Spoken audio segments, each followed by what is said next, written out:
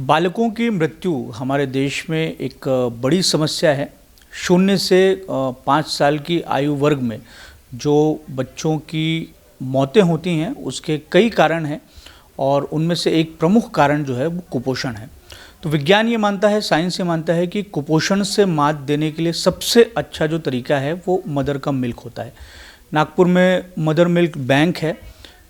इसकी सर्विस शुरू है, डागा हॉस्पिटल में ये बैंक है, लेकिन जिस तरीके से डोनेशन होना चाहिए मदर मिल्क का वो होता नहीं है।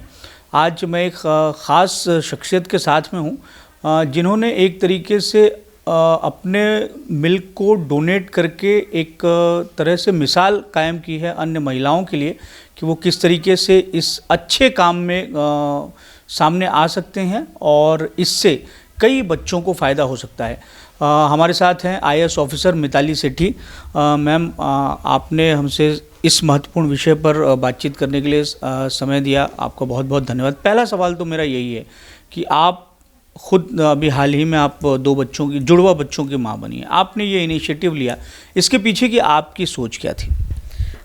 मैं जब मेलघाट में भी पहले एसडीएम और पीओ थी तो उस समय पर हमने ब्रेस्ट फीडिंग पे तब भी काम किया था थोड़ा। तो हम यही उस समय पर काम करते थे कि जो आपने जैसे कुपोषण का मुद्दा रेस किया, तो मदर का मिल्क जो है वो बहुत इम्पॉर्टेंट रहता है। वो उस समय पर, तब तो मैं माँ नहीं थी, लेकिन फिर भी बहुत लोगों से बात करते हुए ऐसा बार बार यही फीमेल्स को हम जाके बताते थे, डॉक्टर्स को जाके बताते थे कि कैसे ब्रेस्ट फीडिंग इम्प्रूव करें और कैसे बच्चों का जो लैच रहता है। तो उस समय हम आईआईटी बॉम्बे के साथ काम कर रहे थे। डॉक्टर रूपल दलाल एक आईआईटी बॉम्बे में प्रोफेसर हैं, उनके साथ काम किया।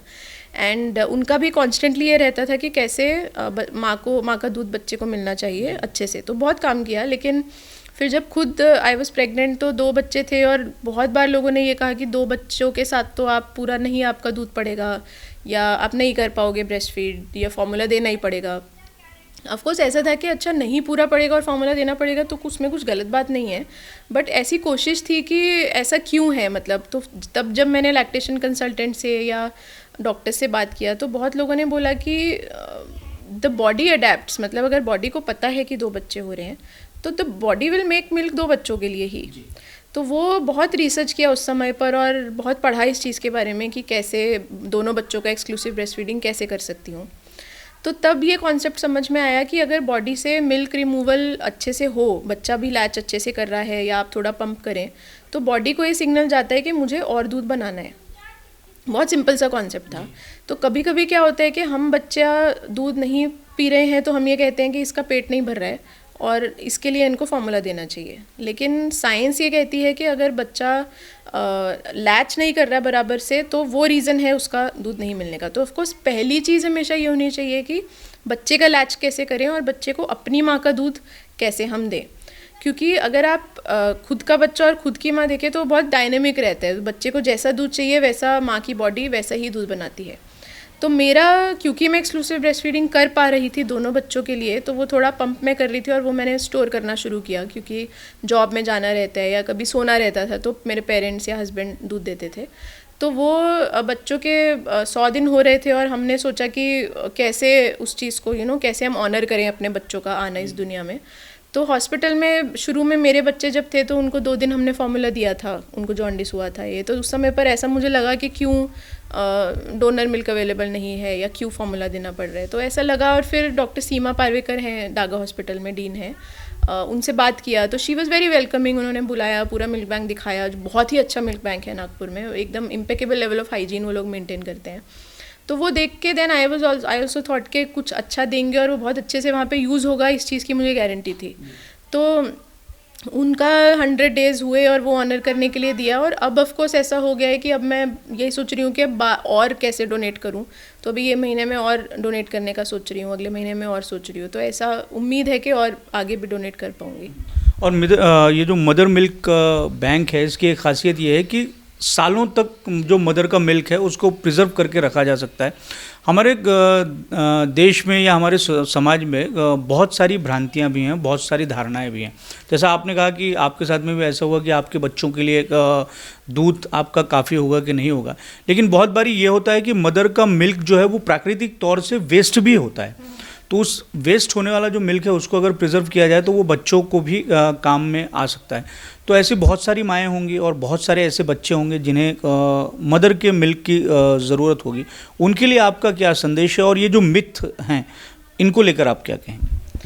एक चीज़ तो ऐसा बहुत बार रहता है, जैसे मेरे तो 2 बच्चे हैं, तो बहुत बार जब एक बच्चा रहता है तो दूसरी ब्रेस्ट से भी दूध आता है, तो वो दूध अब जैसे एक हक्का करके चीज़ रहती है कि वो हक्का लगा दिया तो उसमें वो लेट डाउन जो कलेक्ट होता है वो उसी में स्टोर हो जाता है और वो स्टोर करके हम दे सकते हैं। और मिल्क बैंक की एक खासियत क्या रहती है कि आपने जैसा भी दूध दिया ना वो उसे पैस्चराइज करके वापस से स्टेरिलाइज करके फ्रीज़र में स्टोर करते हैं, तो उसमें जर्म्स नहीं रहते हैं। तो अब उन्होंने मुझे दिखाया तो इसके लिए मैं पूरा उनका पैस्चराइजेशन वगैरह देख पाई। तो अब जिनके पास ये एक्स्ट्रा दूध रहता है वो वेस्ट करने की बजाय वो थोड़ा अवेयरनेस अगर रहा कि भाई ये दूध इकट्ठा करके हम, और माँ के दूध का ऐसा है कि 1-1 ml काम आता है, क्योंकि एक नवजात जो शिशु रहता है जब वो पैदा होते हैं तो उनको एक फीड में सिर्फ 20-30 ml दूध लगता है पहले दिन। और बहुत बार ऐसा रहता है कि अगर माँ की तबीयत ठीक नहीं है या किसी कारण की वजह से माँ अवेलेबल नहीं है बच्चे को दूध देने के लिए, तो वो 1-2 दिन का ही प्रॉब्लम रहता है जिसमें उनका वो माँ का दूध मिलना इसके लिए इम्पॉर्टेंट है कि वो पूरा जो गट का लाइनिंग रहता है, पहला दूध जो अंदर जाना चाहिए, वो प्रेफरेबली अगर माँ का रहे तो बेटर रहता है।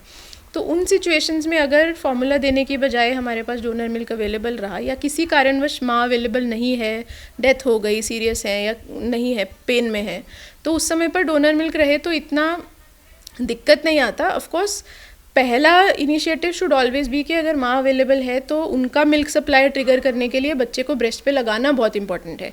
तो डोनर मिल्क का ये कैविएट मैं हमेशा बोलती हूँ कि मिल्क सिर्फ तब देना है जब खुद की माँ किसी कारणवश अवेलेबल नहीं है, लेकिन ऐसा बहुत सिचुएशंस में होता है। जैसे डागा हॉस्पिटल में अगर बच्चे का डिलीवरी का चार्ट देखा या एसएनसीयू में गए तो उनका जो पूरा डिमांड आता है पूरे दिन का कि अच्छा इस बच्चे को इतना लगेगा, अंडरवेट बच्चे रहते हैं, उनको दूध ज़्यादा लगता है, तो वहाँ पे डोनर मिल्क काफ़ी यूज़ होता है।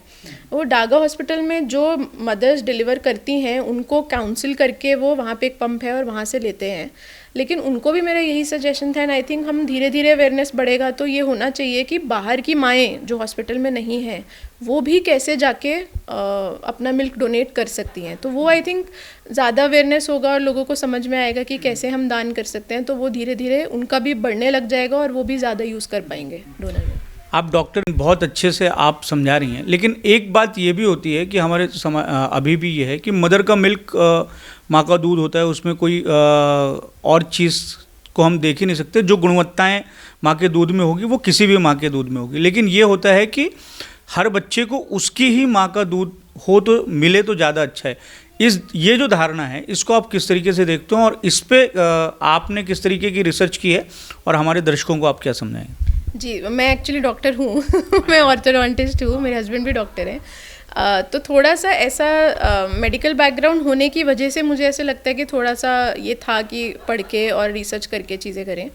एंड माँ के दूध का कैसे रहता है ना कि जब बच्चा ब्रेस्ट पे लगता है तो बच्चे का सलाइवा और माँ का जो इकोसिस्टम है वो इंटरेक्ट करता है। तो मान लीजिए कि आपके बच्चे को डायरिया है या आपके बच्चे को ज़ुकाम है, तो वो ब्रेस्ट मिल्क इतना डायनेमिक रहता है कि वो उस हिसाब से वो एंटीबॉडीज़, इम्यूनोग्लोबुलिन्स वो बनते हैं और वो बच्चे के अंदर जाते हैं, जो किसी भी और दूध के लिए पॉसिबल नहीं है।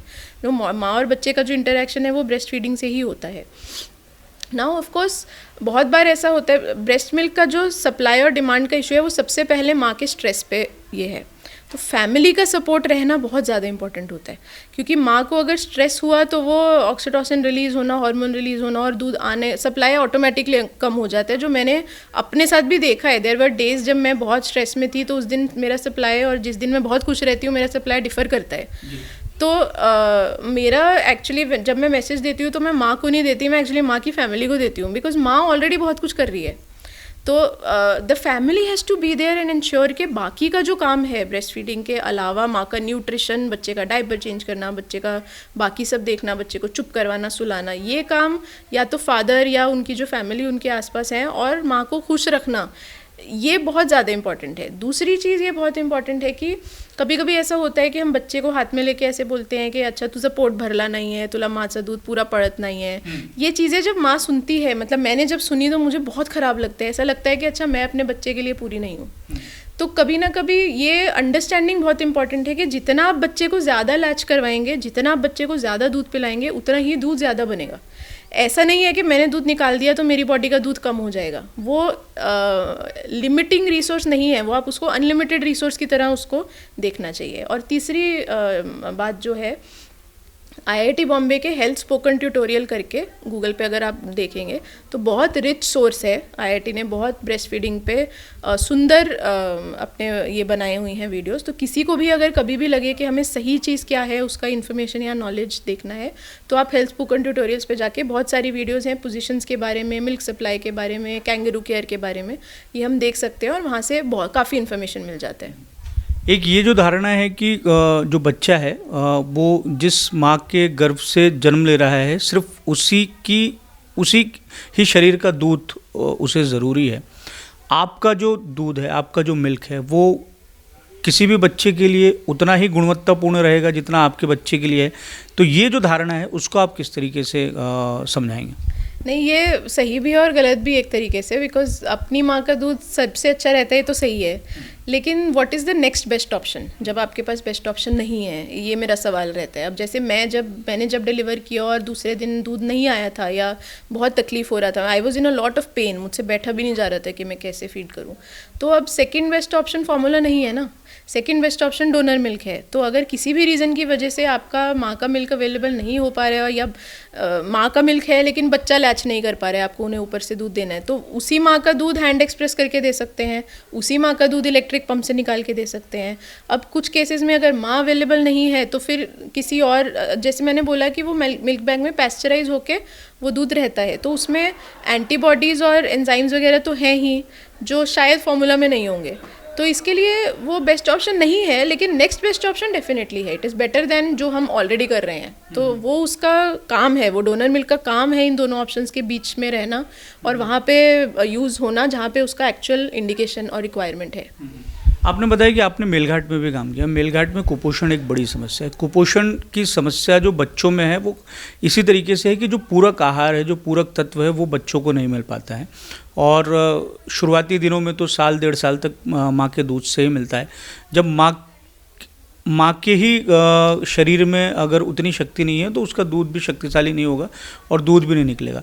तो ये जो कुपोषण की समस्या है, इसको दूर करने के लिए माँ का दूध जो है वो कितना ज़रूरी हो सकता है और मेलघाट और ऐसे आदिवासी बहुल इलाकों में इस तरीके के मिल्क बैंक जो हैं वो कितने लाभकारी साबित हो सकते हैं? मेलघाट जैसे एरिया के लिए मैं इसके लिए पहली चीज़ क्या है ना कि ब्रेस्ट फीडिंग कैसे प्रमोट करें। मतलब अब जैसे मेलघाट जैसे एरिया में हम इस चीज़ पे भी काम करते थे कि शायद दूध का प्रॉब्लम नहीं है, लाइवलीहुड का प्रॉब्लम है कि अगर माँ को काम करने के लिए जाना पड़ रहा है तो शायद वो कभी कभी ब्रेस्ट फीड कर ही नहीं पाती है, तो उस समय पर बैंक होना या ऐसे दूध दे देने का कुछ मतलब ही नहीं है उसमें। मतलब ये पूरी चीज़ में जब हम कुपोषण पे आते हैं ना तो उसमें बहुत सारे फैक्टर्स रहते हैं।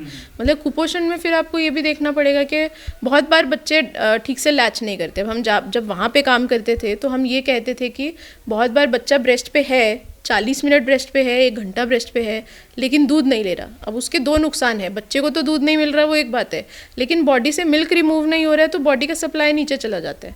तो तब हम जब डॉक्टर उपल के साथ काम करते थे तब हम इस चीज़ पे काम करते थे कि औरतों को बच्चा पकड़ना कैसे है, उसका लैच कैसे करना है और ये पता कैसे चले कि बच्चा दूध ले रहा है कि नहीं। तो वो बहुत महत्व का काम है कि अगर दूध आ रहा है और जो नॉर्मली आता है, मतलब 95% केसेस में तो दूध आता ही है, 100% में आता है शायद, तो वो उस पे काम करना बहुत ज़्यादा इंपॉर्टेंट था। लाइवलीहुड पे काम करना बहुत ज़्यादा इंपॉर्टेंट था।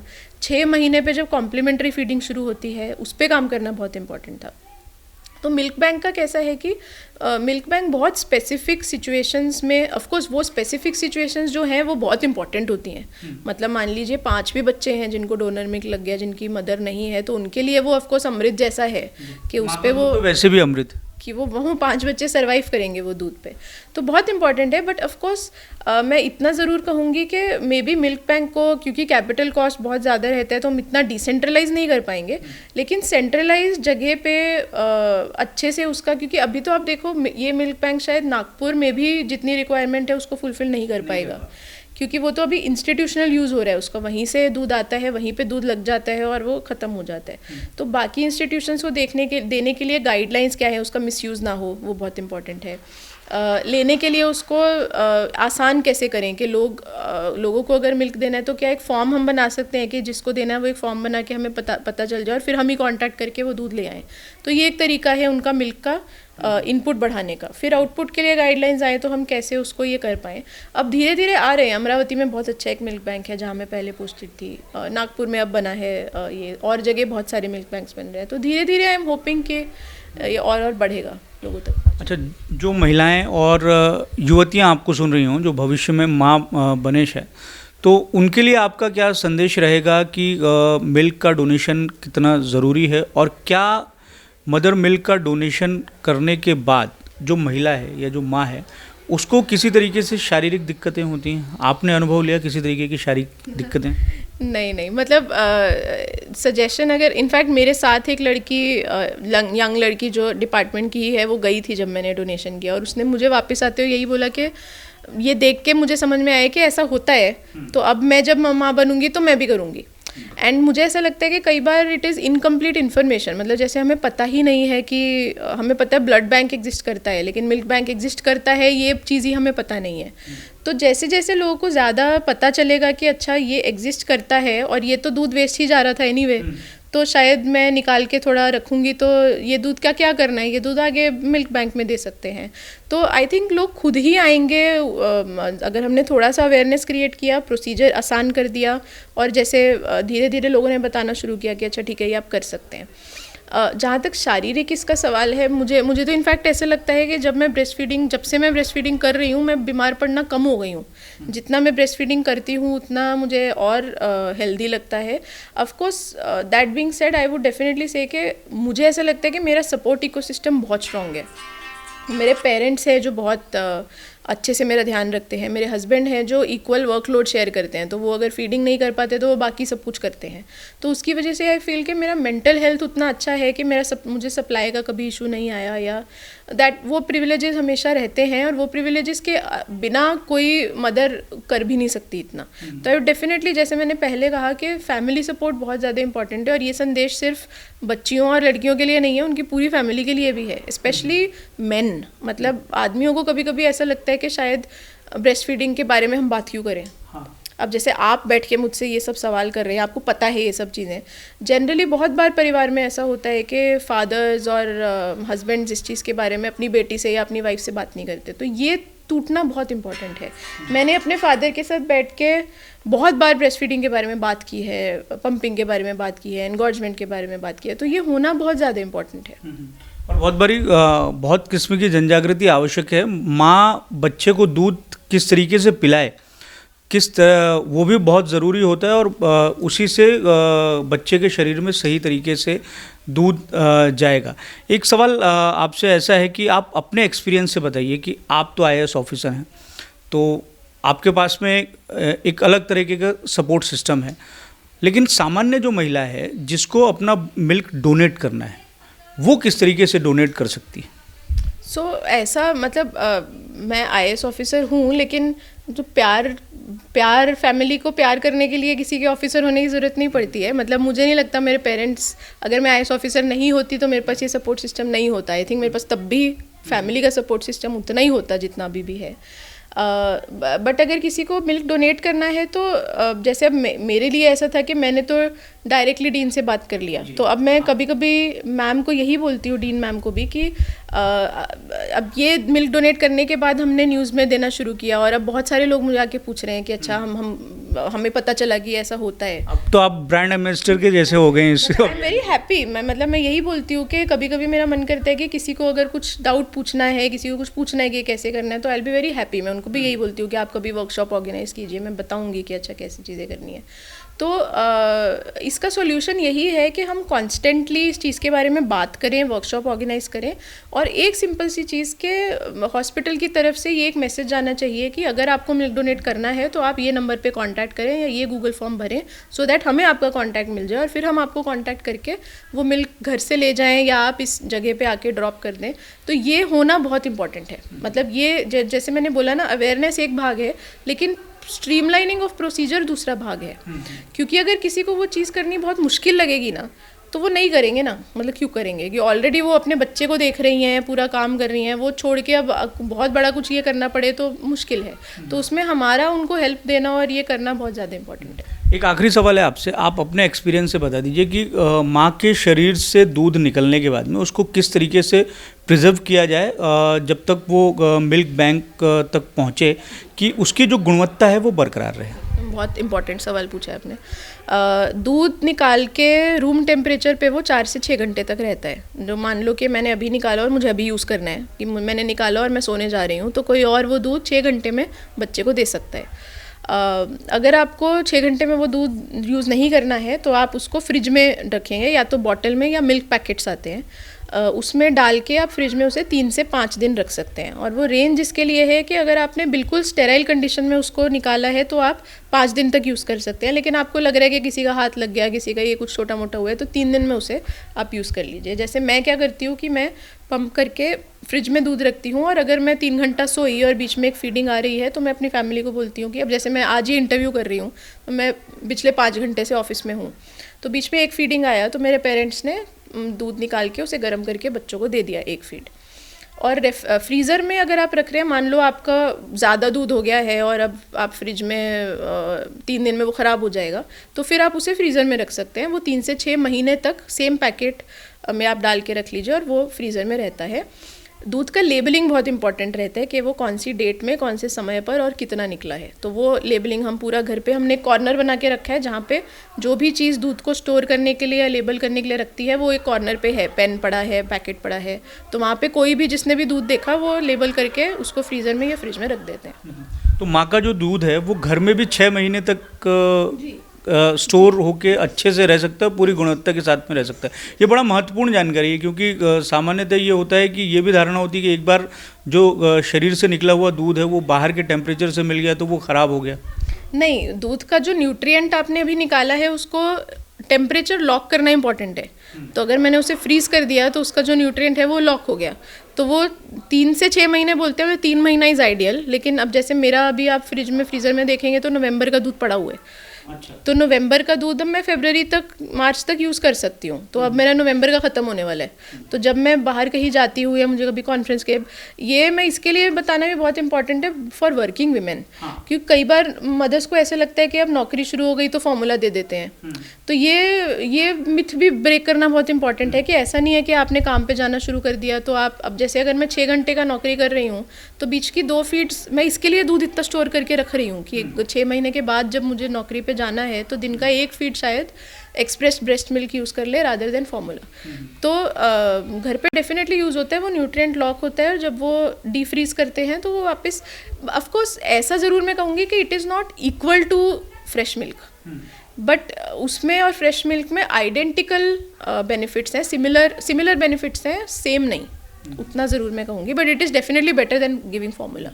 और अगर आप मान लीजिए कि अभी बातचीत कर रही हैं, कल अगर आपको कहीं कॉन्फ्रेंस में जाना है तो आपने जो दूध स्टोर करके रखा हुआ है वो आपके बच्चों को मिल जाएगा। मैं ऑलरेडी एक 24 घंटे का ब्रेक ले चुकी हूँ। पंचगनी में मेरा एक कॉन्फ्रेंस था, वो जाने के लिए तब 1650 मिलीलीटर दूध लगा था, तो वो यूज़ हो चुका है। अभी पिछले हफ्ते मैं बॉम्बे जाके आई हूँ 12 घंटे के लिए, तो उसमें 1600 ml दूध लग चुका है। मतलब ऑलरेडी ये पंपिंग का मुझे इतना बेनिफिट हुआ है कि मेरा बच्चे, एक तो 2 बेनिफिट्स हैं, देखिए उनको फॉर्मूला नहीं देना पड़ा, वो एक बेनिफिट है, बट मुझे ऐसा भी लगता है कि फादर्स को कभी कभी ऐसा लगता है कि हम बच्चे के साथ बॉन्ड कैसे करें, और कभी कभी वो सिर्फ दूध का कनेक्शन रहता है माँ और बच्चे का। और मेरे बच्चों को भी पता है कि अच्छा पापा से भी दूध मिलता है, पापा भी बैठ के दूध देते हैं, नाना जी भी बैठ के दूध देते हैं, नानी भी देती है। तो आई थिंक वो क्लोजनेस भी, कभी कभी मुझे नींद मिल जाती है, उनको वो क्लोजनेस मिल जाता है, तो दिन में जो 3-4 घंटे मुझे अच्छे से सोना रहता है, और बाकी समय पर क्योंकि मेरी नींद हो गई है इस चीज़ की वजह से, तो बाकी समय पर मैं अपने बच्चों के साथ बहुत हेल्दीली इन्वेस्ट कर सकती हूँ उनके खेलने में और उनके साथ रहने के लिए। मुझे इतना ऐसे फ्रस्ट्रेशन नहीं होता है कि भाई मैं सोई नहीं हूँ। तो आई थिंक वो एक राउंडेड अप, और क्योंकि मेरे 2 बच्चे हैं तो मुझे ये सिस्टम सेट करना बहुत इंपॉर्टेंट था कि मैं कैसे उनका हेल्थ भी मेंटेन करूँ, अपना सैनिटी भी मेंटेन करूँ, फादर के साथ बॉन्डिंग भी करूँ, एंड आई थिंक वो सिस्टम सेट करने की वजह से वो सब चीज़ें हो पा रही हैं। मैम, इतने अहम विषय पर आपने बातचीत करने के लिए समय निकाला, और मुझे लगता है कि आपसे जो बातचीत हुई है उससे बहुत सारी जो सवाल हैं उसके जवाब हमारे जो दर्शक हैं वो सुन रहे होंगे, उनको मिला होगा और एक तरीके से हौसला मिला होगा, क्योंकि आप खुद उस चीज़ को एक्सपीरियंस कर रही हैं। और माँ का दूध जो है वो उसे हम अमृत के तौर पर मानते हैं। देश में ऐसे हज़ारों लाखों बच्चे हैं जो बूंद बूंद माँ के दूध के लिए तरस रहे हैं। उन्हें उस गुणवत्ता का दूध नहीं मिल पा रहा है जो जिसे हम अमृत मानते हैं। ऐसे में इस तरीके की जो पहल है वो बेहद महत्वपूर्ण हो जाती है। और मिताली सेठी मैम जो इस समय इस अभियान की नागपुर में एक तरीके से ब्रांड एम्बेसडर हैं, वो खुद इस विषय को लोगों तक पहुंचाने का काम कर रही हैं ताकि हज़ारों लाखों बच्चों को इसका लाभ मिल सके। कैमरामैन दिनेश सातपुते के साथ दिव्येश द्विवेदी, यूएसएन न्यूज़, नागपुर।